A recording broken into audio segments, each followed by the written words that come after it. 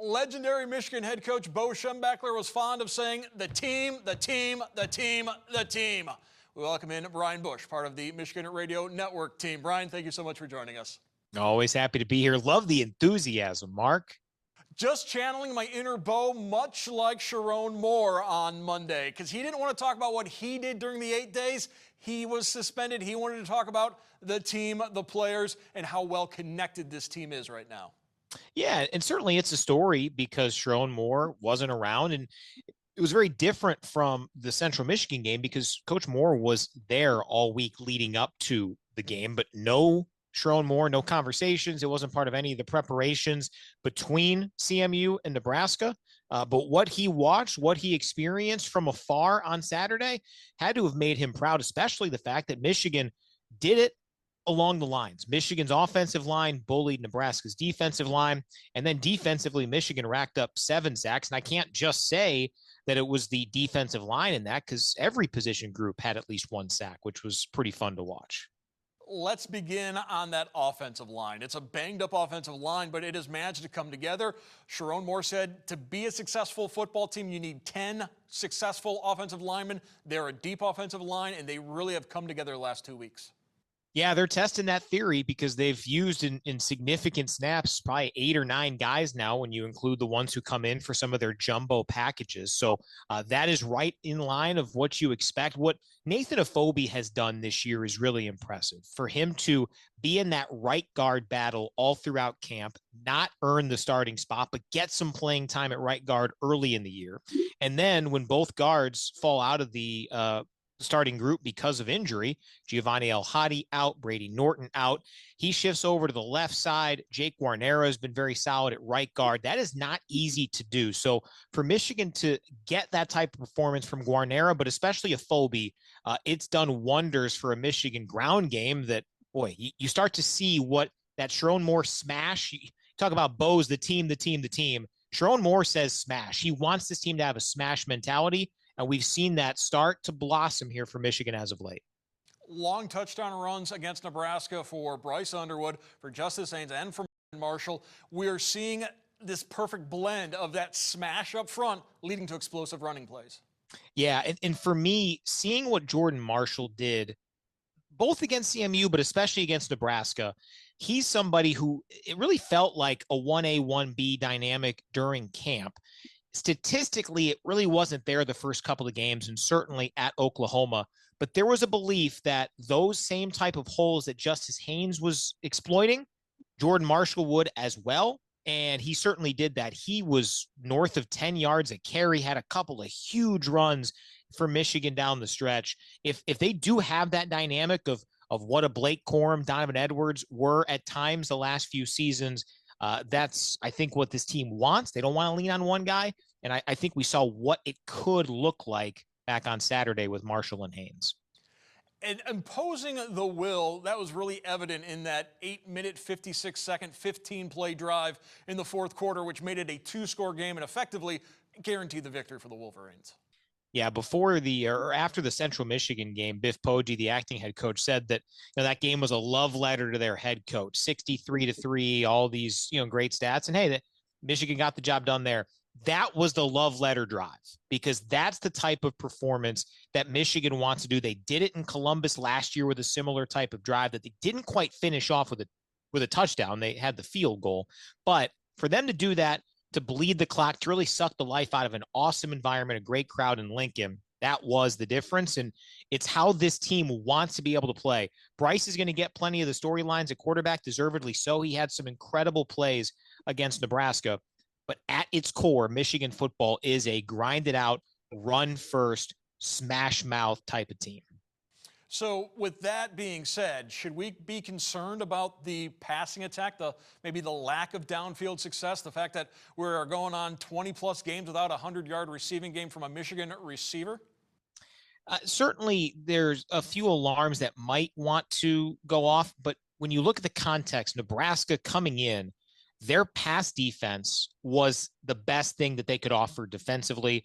They were tops nationally in passing yards allowed per game, and it sometimes noise early in the season, but they held a Cincinnati team that in weeks 2 and 3 averaged more than 300 yards a game through the air to 69 in their week 1 matchup. So secondary wise, Nebraska is elite. It looks like that will be the case.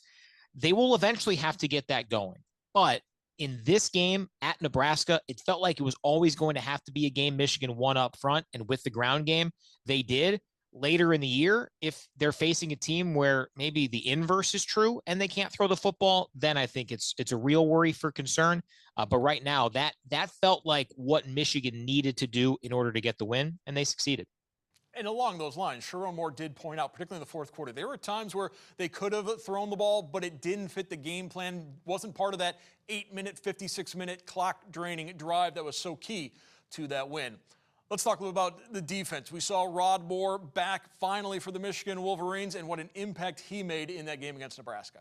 Yeah, I mean, Rod is another coach out there on the field. He didn't play a full regiment of snaps and probably won't maybe all season. That's kind of how Wink Martindale, Michigan's second-year defensive coordinator, wants to handle things. He wants to shuffle guys in and out, the likes of Brandon Hillman, Mason Curtis, TJ Metcalf among the safeties. They really have, allowed Michigan to overcome the loss of Rod Moore for the last season in 3 games before this past week. But what a great story for a young man who had to endure so much. He thought he was out of the woods from the ACL tear last spring of 2024. The meniscus injury popped up, the issue, and he had to have another surgery. So for him to not just get out there, but he said in the offseason, I need to have it feel right. I need to feel like I can go out there and be the type of player that I was. That mental side is so important, Mark. And for him to be able to do that, to be successful in it, and to help Michigan get a win, outstanding. And, it's been funny hearing from Wink Martindale talk about how young Michigan's secondary, and in particular, the cornerbacks are. Jaden Sanders had some huge snaps for Michigan last week. Elijah Dotson's gotten some run. Jair Hill hasn't been a cornerback one for very long, but he's put on some good tape. Zeke Berry was out last week. So having that veteran presence, that leader, that second coach on the field, I think Ernest Hausman's also a coach on the field at linebacker. It goes a long, long way. And I think it'll help as Michigan now traverses this Big Ten slate where, this win Saturday puts Michigan right there as a contender, as a team to be reckoned with in the Big Ten race and in the playoff race. Yeah, you look at the remaining schedule for the Wolverines, it's not out of the realm of possibility to be undefeated in the league going into that showdown at home against Ohio State, but that's far down the road. One more thing we want to talk about coming out of this Nebraska win. It seems like every week we do this because he merits it. Jayshon Barnum, once again, in a fabulous game. Sharon Moore said he is a problem, a good problem for us. I'm glad he's not a problem that we have to game plan around against because he makes such an impact. We saw him lining up on the end as an edge rusher and really disrupting Dylan Raiola. Yeah, I mean, Dylan Raiola had a rough day on Saturday, not in a lot of ways of things that he could control. This was an overwhelming of Michigan's defensive front against a kind of makeshift Nebraska offensive line. And in talking with people in Lincoln leading up to that game, they all felt like this was the chance for Nebraska to show if they had the type of, up front in the trenches type of team that they needed to be potentially playoff contenders. Now, they might still have that because I think Michigan's that good.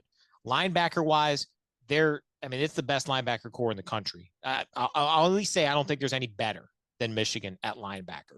Defensive line, you can bring in several different waves of defensive linemen. And what makes Jayshon Barham so special is that he's really both. You could talk about him as an edge rusher, which he showed really for the first time in extended stretches against Central Michigan, and then showcased it again in Lincoln. But also what he brings at linebacker. He is dynamic. He is versatile. And when you supplement the Ernest Hausmans, the Jimmy Rolders, the Cole Sullivans, who's an ascending Michigan linebacker, you supplement those guys with a Jayshon Barham who can do so much and operate in so many different roles.